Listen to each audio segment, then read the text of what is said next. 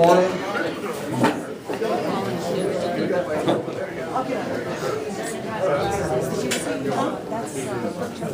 Hey, ladies and gentlemen, I want to thank Marilyn for, she's kind of been a screener for the written questions, and she sorted the questions out, prioritized them, because there were some questions that were submitted that were pretty much identical to what has already been asked of our candidates.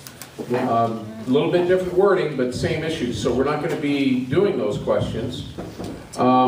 We also had a couple, and I'm going to tell you right now that, just tell you bluntly, they were personal attacks, and we're not going to use those either as questions. So we're going to try and stick to the issues here. So if you were one of those questioners and it doesn't show up, that's why. We do have some very good questions here to go through. And the reason that these questions made it up here to the podium is because they deal with specific issues. So gentlemen, are you ready? By the way, I want to thank everyone for being here tonight. It shows that you are interested in what's happening, and unfortunately, that's a rarity. I also want to tell you again that this forum is co-sponsored by the Lions Club and the Benson San Pedro Valley Chamber of Commerce. And there's a table in the back with info on both organizations and a sign-up sheet to receive the chamber newsletter. Could we have just a little round of applause for the people who helped put this together? All right, now we're going to make it simple. We're just going to go right down the table, okay? Couple of specific examples of businesses that could have located here and didn't. Why didn't they, and how would you do things differently? Tony, we're going to start with you. FedEx. Okay, a lot of people feel that FedEx was a very missed opportunity. Western Pilot Services, 1.2 million in, could have been, and that was connected with the airport. You specifically mentioned the airport. What was done wrong? Why did we miss those opportunities if we did?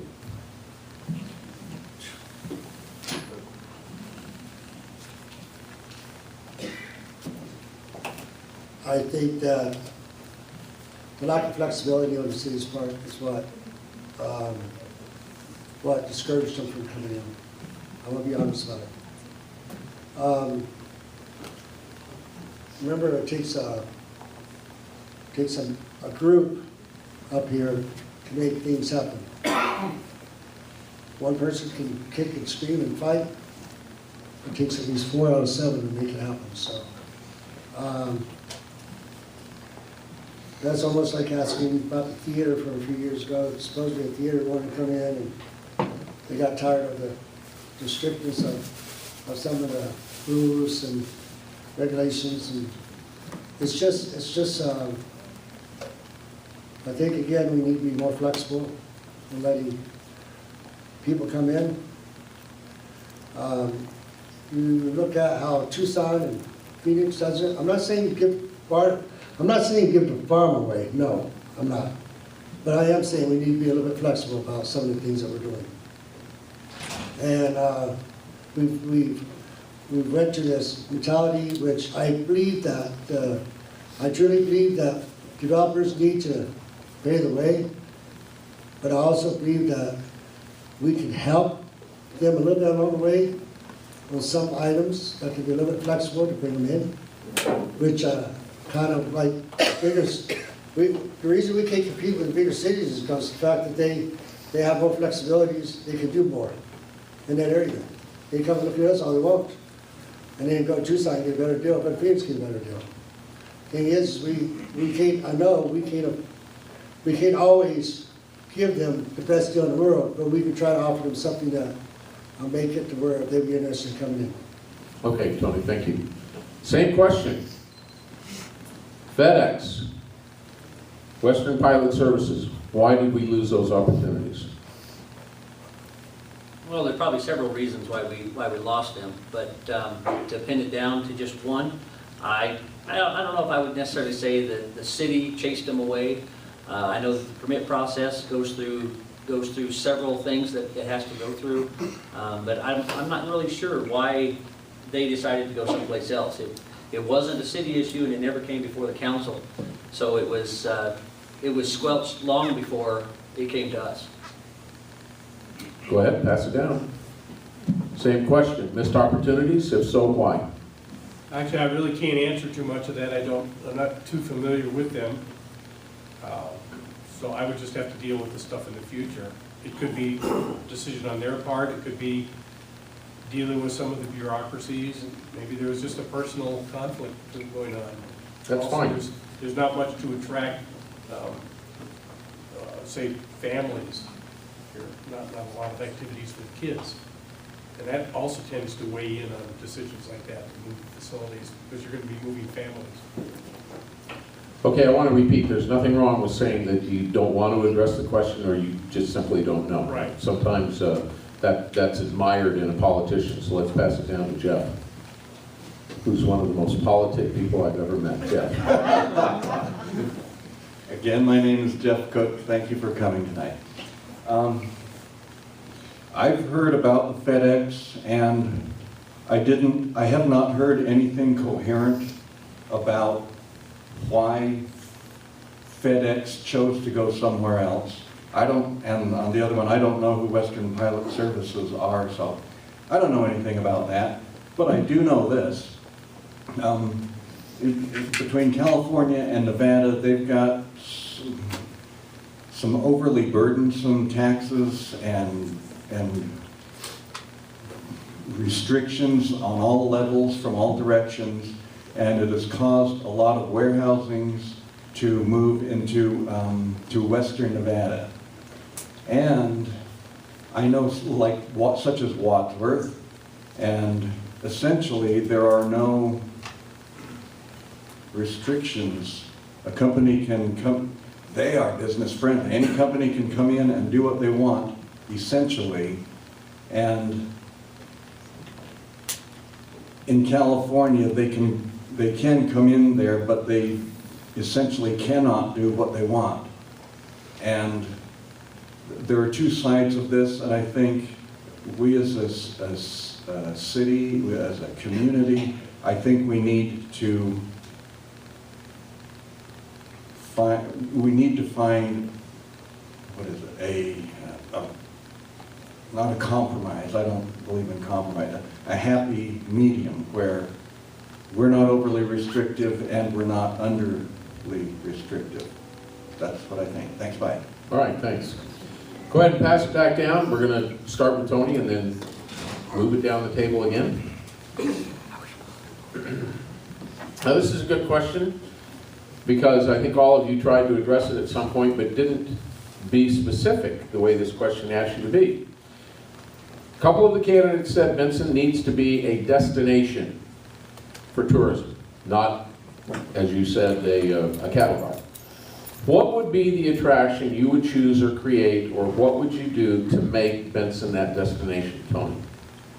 I think number one, we need to build off of what our history is all about, the railroad. The museums that are across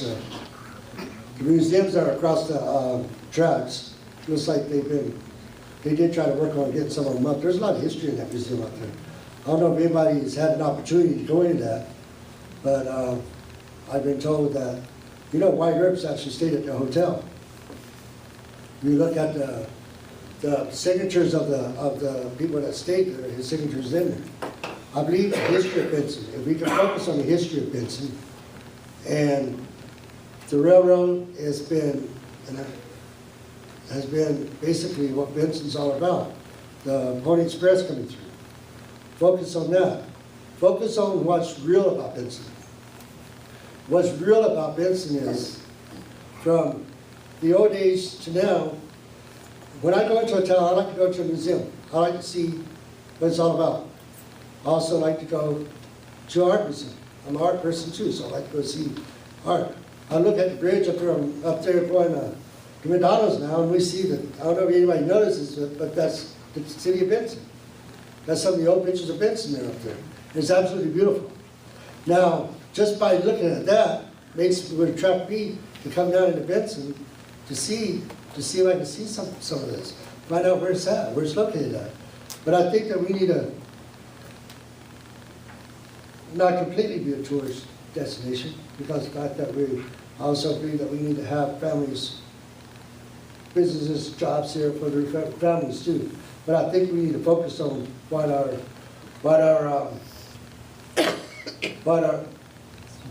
we have that is good for Benson. We're not focusing to a railroad. As you can see, we got the first railroad. We was made the first railroad town. Announced as the first railroad town. I'm very proud of that. You know, Tony, we're gonna have to cut you off there. That's good, okay. I need to look for it. That's okay, some of the questions get you fired up, that's fine. Tourist destination. Okay, I'll take off right where Tony left off then. We were deemed the first train town USA by Union Pacific, and that was a great honor for all of us. We were all there, Tony was there, I was there. We rode the train down from Tucson to accept this, and Union Pacific just recently awarded us with another $5,000 grant to upgrade 4th Street and put all railroad signs and all this stuff right in front of our tourist department, right in front of our visitor center. The city of Benson over the last 3 to 5 years has put more and more money into tourism and into the visitor center.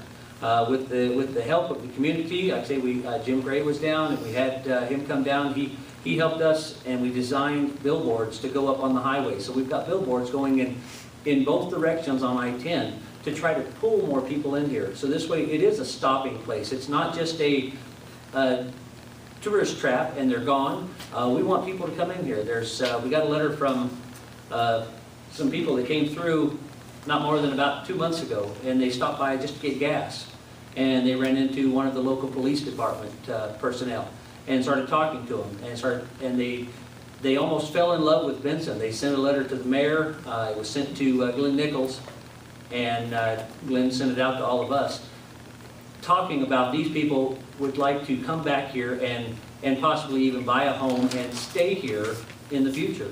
So like I said, we do have a lot of things that we're working on with the tourism department and with trying to get people off of the highway into Benson. All right. Go ahead. Okay.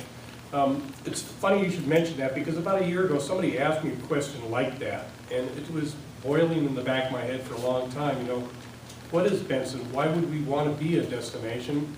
Why would anyone come here now?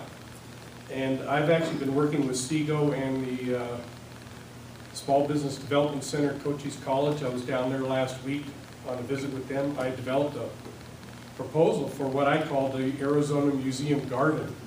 And rather than a single museum, it was going to be a collection of museums. I originally thought nonprofit. They suggested actually a for-profit working in conjunction with the city might actually have better success and more control. The idea there would be to have actually multiple museums based along the themes of an amusement park like Disneyland or Universal Studios, where you would have a whole bunch of different museums covering lots of different topics. You could have micro museums, mini museums, where museums from around the world, around the country, would actually display some of their stuff here. So people could come here and they could kind of like see museums from all around the world. Something like that could be developed, and I think we could bring in several million people a year doing something like that. I do have a 4-page proposal if everyone wants. I can email it to them what I've developed so far on that. Okay, Jeff? Tourist destination, what would you do so that this is a destination, not a pass-through? Thank you, Jeff. Okay, I've got to tip my hand. One of the things I said earlier was one of the first things I would do is I would press for an identity for Benson, and the identity has everything to do with what we have in the area of Cochise County today, and it has everything to do with what we used to be. I remember growing up seeing either it was an art sign or a billboard, some kind of a sign that Benson was the gateway to the land of Cochise. I see now it's the gateway to San Pedro, and that doesn't really get my attention like the gateway to the land of Cochise. The land of Cochise to me is the railroad, it's the historic section of Benson, it's the San Pedro River, it's the San Pedro riparian national conservation area. It's the dino tracks that we've got up by Cascabel.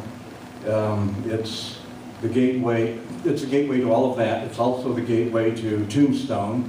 And a lot of people go to Tombstone. We're the gateway to people going to Whitney, or Wilcox, or the Chiricahuas, or the Whitewater Draw, where all those sandhill, thousands and thousands of sandhill cranes come in. I don't hear much mentioned about the Santa Cruz de Terrenati, that it was a Spanish settlement up San Pedro. What would make Benson a destination? We would be a destination by being a gateway to all of the rest of Cochise County and promoting ourselves that way. So, thank you. All right, thank you. Let's bring it right back down to Tony. Tony, the questioner says, sure, business is an important issue, but they feel that there's a drug problem in the city of Benson. Do you feel there is, and what would you do to correct it? I believe that we have, our officers are working very hard on working through this issue. I know, like any other town, you can go to Sierra Vista, you can go to Bisbee, you can go to Douglas, you don't have drugs. It's out there. We know it's out there. We deal with it every day. Any one of us that's worked with the teenagers know, or you can walk down the street, you can see. Unfortunately today, the type of drugs that are out there, you can see it visible in people. You can tell that they're on what they're on, or what, at least know somewhat what they're on. I hate to say it, but you can't. And is our problem? We have some issues that we need to take care of, yes. There is some issues. And but I can tell you, I really believe that the police department is starting to crack down and work really hard on some of these drug problems. Matter of fact, we just had a friend of ours that had one of their family members just busted just yesterday. Thanks for sharing. And I was pretty excited about it. I was pretty excited about it because of the fact that we didn't know. And if that's what it takes to do it, that's the way it is. You know what I mean? So yes, we have an issue, but I also believe that the police is really, we fussed about it for so long. The police department is really trying to do a job of getting some stuff done out here. The drug enforcement's been out here, they are out here, they are trying to take care of this problem. And we're never going to be able to eliminate all the drugs out there, but we can try our best to control as much of it as we can to keep them coming into our towns. Okay, Tony, thanks. Pass it on. Drug problem, is it there? How are you going to change that? Well, there is a drug problem. I'll agree with Mayor King on that one. And one of the things that I like to do is periodically, about every 6 months, I'll go out with the police officers and I'll go on a ride along through the night, because that's when they do a lot of their drug stings and they set up. I was out with one of the officers and we sat there and we watched, there was 2 or 3 specific houses that they were watching that night. It's really interesting to watch how much goes on behind the scenes that people don't see. Our officers are working diligently every day to work on drug problems and work on educating people and letting people know, because they don't take lightly when a neighbor calls and says, I think somebody's dealing drugs out of the house next door to me. They start to watch that house a little bit. They don't just come knock on the front door, because they don't have probable cause to just come knock on the front door. They have to have a reason to go there. So they start watching the neighborhood, and they start watching cars coming in and out. They start watching for specific things that throw on, these red lights that they're going to be looking for. So our police officers are diligently working on the drug problem. Pass it on. Same question. All right, I've had a little bit of conversation with the police on that, and I think they're pretty well dedicated in this town to eliminating it. The problem is twofold. You have supply and you have demand. The police primarily will have to deal with the supply side of it, The only way to truly eliminate it is to eliminate the demand, and that's where you have to go back to the children in the school.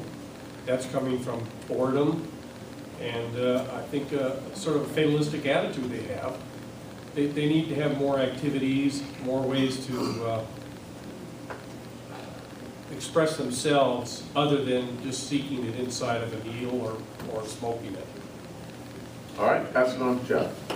And Jeff, the same question, of course. Oh my God. There's so much I know and so much I do not want to say.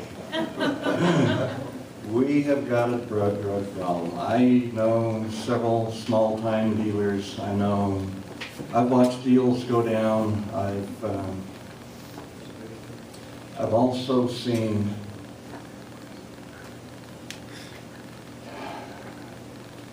people get bold enough to make a meth lab. I've seen some of them that are, believe it or not, they are low-level users, such as, we probably all know an alcoholic that is a low-level alcoholic, and they can live in their 60s, 70s or more, and they don't destroy their lives. I know low-level drug dealers or users like that. And the smart ones, they have a closed circuit.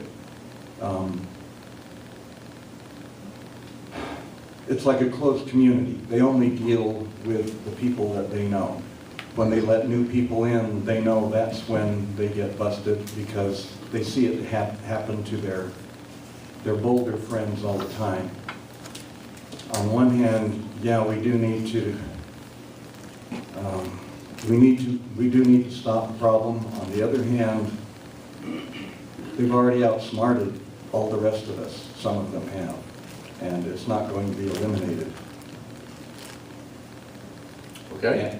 Oh, I'm sorry. And beyond that, I think we're only being falsely optimistic if we think we can eliminate the drug problem. Thank you. Okay, bring it on down to Tony here. By the way, ladies and gentlemen, we were, when I was talking with Lupe earlier, we were debating if we should go past 8:30 with the forum.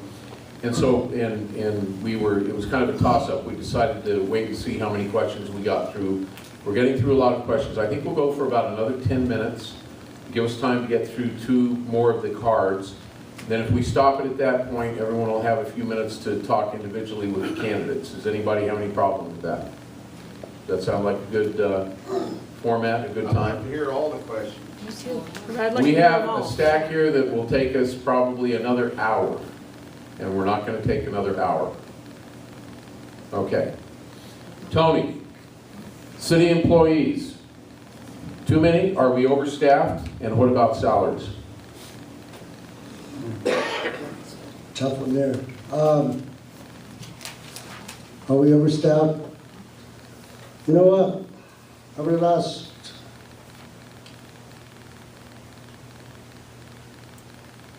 4 years, as a city, we have been able to survive with our staff, not doing any furloughs, no layoffs, no nothing. Do I think our city's too big? It is a little bit too big. When you look at maybe eliminating some other jobs, kind of going in, fine-tuning the city, just like any business, being in retail for 32 years, I've seen businesses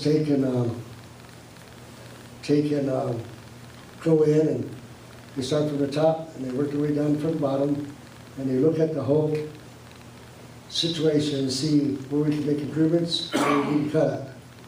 I believe that we need to take a look at our cities.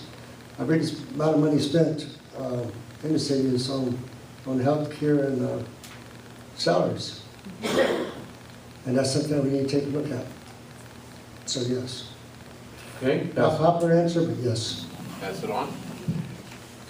Too many employees? What about salaries? Jeff, I don't believe the city has too many employees. Everybody has a job, and everybody has a job for a reason.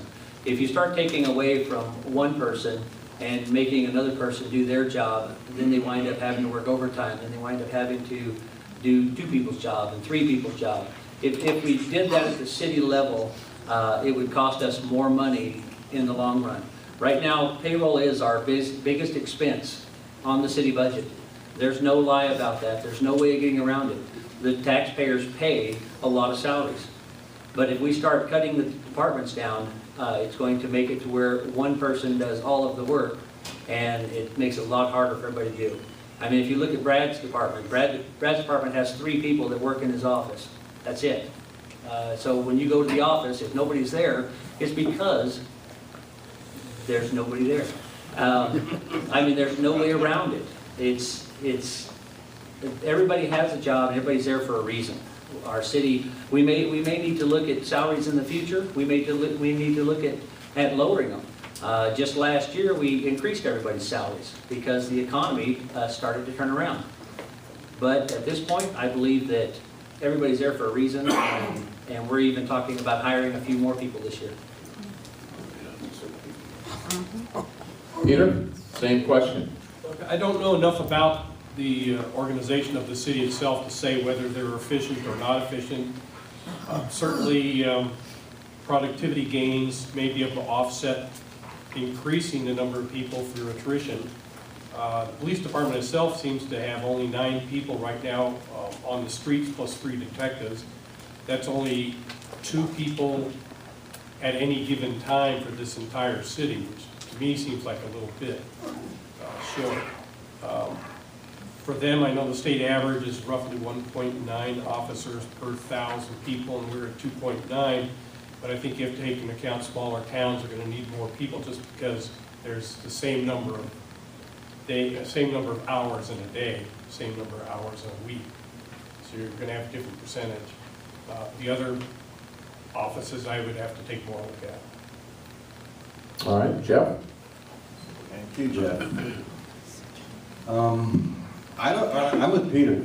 Basically, I don't know if we have too many employees or if we have too few employees, but I know there are certain people that are continually in opposition to whatever the city does, and they've tried to make me believe that we need to eliminate all of the people that deal with permits and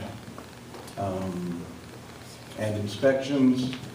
And my only thought on that is we're in a down cycle. We don't have anyone coming in to get permits. We have very few inspections going. But whenever the economy turns up again, then we are going to have people there to do permits and to do inspections. And when the economy turns up, it turns up all over the state, likely all over the country. Everybody is going to be competing for people that have the skills, the talents, the qualifications in order to do the permits and to do the inspections. I think we would be stupid to let go of these people just because they're not doing anything now, and when things turn up, be in a mad scramble with everyone else to hire these people, which could take months and months. And if we want to be a business-friendly town, we need to keep these people so they're on staff when we need them. Thank you. All right, this next question is going to exclude a couple of our candidates because it's directed specifically for mayoral candidates. Let's start with you, David. We have 2 mayoral candidates, and I'll phrase it like this. What does it take to lead the council? Are you a strong leader? And what would you do differently as mayor? Easiest way to answer that question, Jeff, is to understand the position of the mayor. The mayor is the moderator of a 7-person council. He does not have any authority over the rest of the council. The rest of the council does not have to listen to him. They just have to, he is in charge of the meeting, and then he runs the meeting. The mayor has the authority to take things off of an agenda or put things on an agenda. as long as it goes through the proper channels with the city manager.